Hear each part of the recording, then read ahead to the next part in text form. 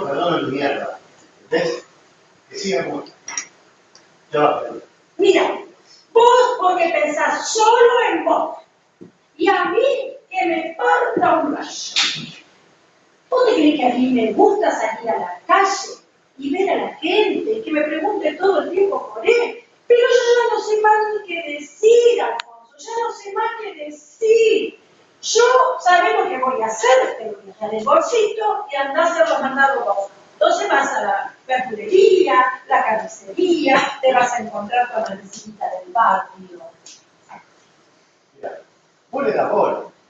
Cada cual quiere a su chico como quiere en la casa. ¿Entendés?